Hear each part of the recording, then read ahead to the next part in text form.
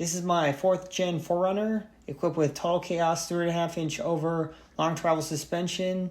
The ball joints are upgraded to uniballs, much more safer, and I upgraded the axles to RCVs because I got really sick of replacing CV axles.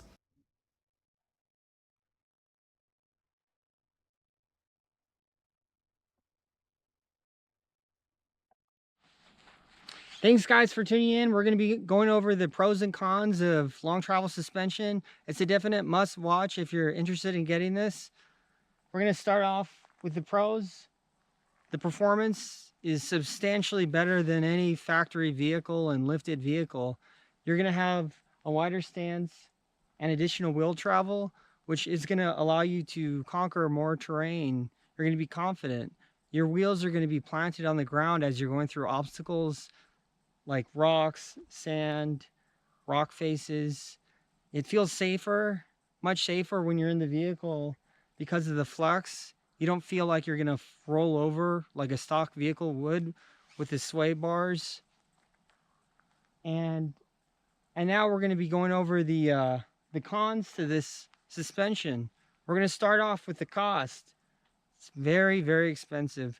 Typically just the front kit, which includes stainless steel brake lines, control arms, all their hardware, and the shocks typically run around $6,500. There's a lot of different brands out there.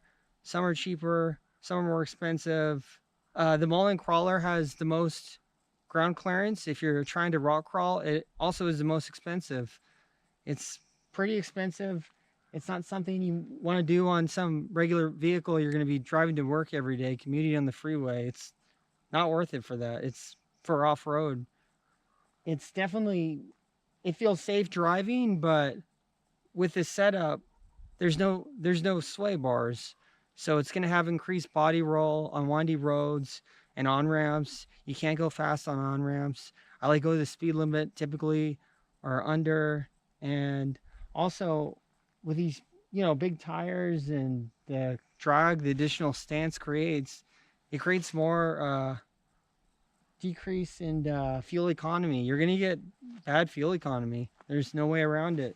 It's going to create additional noise because you have all the wind channeling through the the firewalls and suspension components.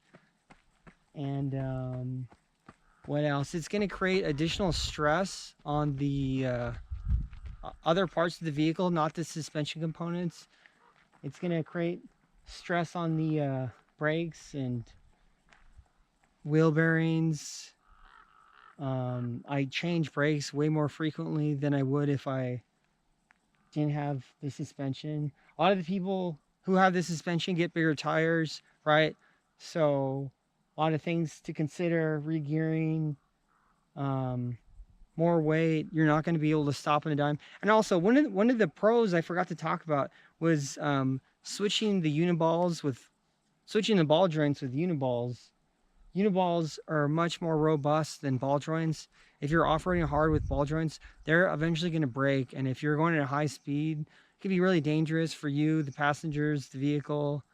It's not ideal. You don't want that. So it's really another level of safety, which is why I got the vehicle. I want to be able to go on trails and feel confident, not get stranded in the middle of nowhere.